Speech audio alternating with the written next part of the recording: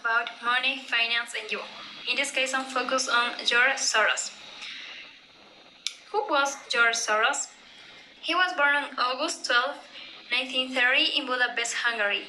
Soros emigrated to England in 1947 and worked in various trades while studying at the London School of Economics, where he graduated in philosophy in 1952 after studying with Karl Popper.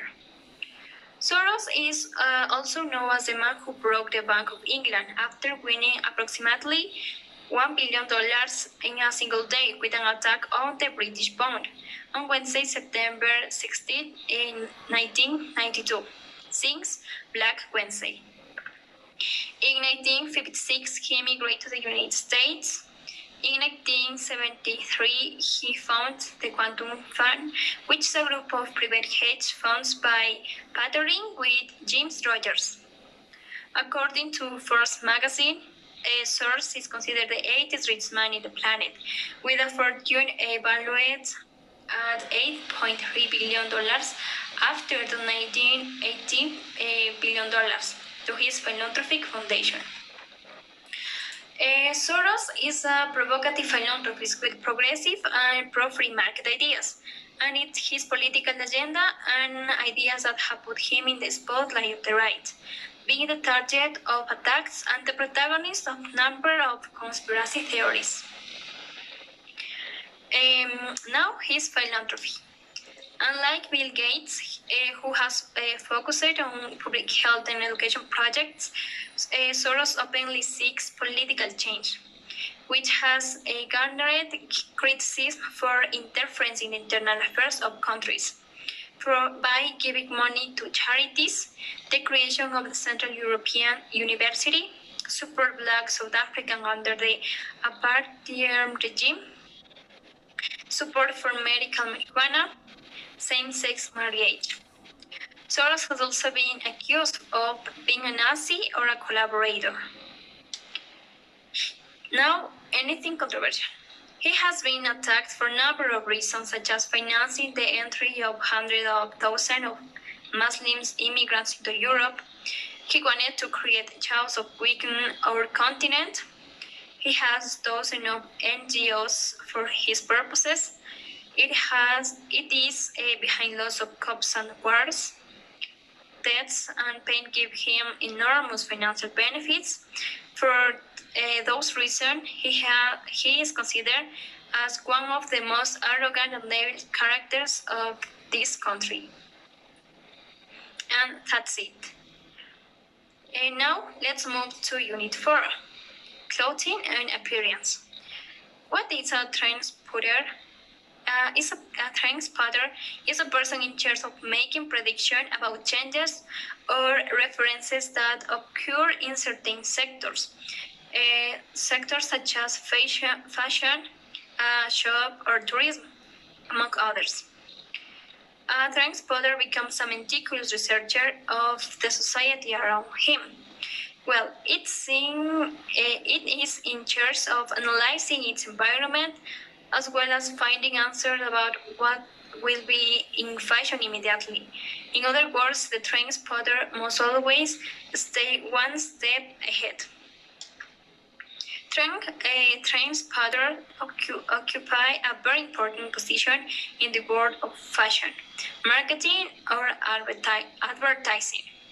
In other words, it's not only useful for the textile field, but they can also work within companies such as shoes, stationery, among others. Now, features. Get away from the mainstream. It means that he has to put aside the traditional and focus on innovation. They must have a neutral attitude about society in order to analyze the market and the stereotypes you encounter with criteria. Be flexible, because they must spend time on the street with notebook in hand to write down everything that they see around them. They must know how to anticipate and avoid typecasting. Always be alert that what may be new in our file or in their file.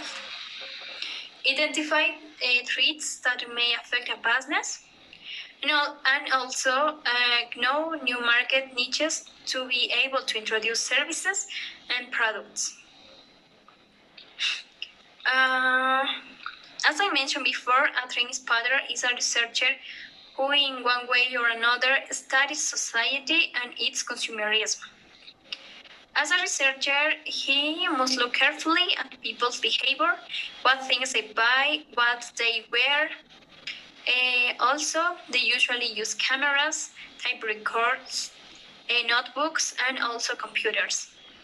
In many situations, they do sketch or take photographs to register the highlight information. Also, knowing how to handle new technologies, the internet to collect information and select all the necessary in order to carry out their homework or their work. For this reason, it's important that train spotters know how to research and collect information on fashion and trend issues. A good train spotter. I think so because when I go down the street, I always look for what people are wearing, what colors do they use the most, what is the most visited store, and new trends in hair and something like that. In my free time, I see posts from applications such as TikTok, Instagram, Facebook about clothing trends, combining clothes with shoes, among other things. And finally, I also follow for famous designers like Caroline Herrera, Karl Lagerfeld, and John Galliano. And that's it. Now let's move to the Unit 5, Urban Communities. To start this presentation, let's get acquainted with Jane Jacobs. Who was Jane Jacobs? She was a woman despised by the academics of her time because she didn't have a university degree or any instruction about urban planning. For this reason, she was criticized as ignorant or imprecise. One of her biggest critics was Robert Moses, a New York City planner. She totally changed the world of planning when in 1961 she wrote a book named Death and Life of Great American Cities. In this book, she argued that the urban renewal of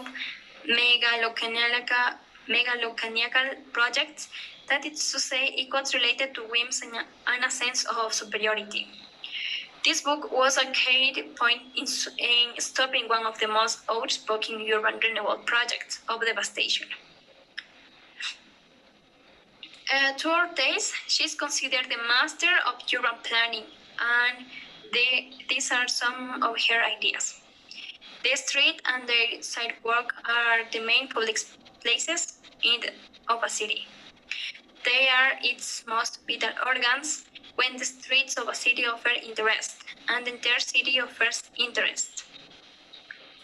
Nobody enjoys sitting on a bench or looking out the window to gaze out on an empty street.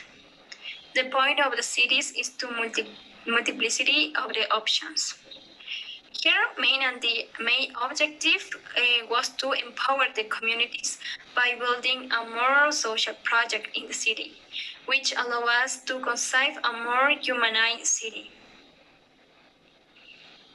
I totally agree with her ideas because thanks to her vision, today most of us adopt her same way of seeing cities as aspect of collectivity, diversity, neighborhood value, public life, because at that time, Jacobs encouraged people to become familiar with the places where they live, they worked, and they play. And that's it. Thank you for your attention.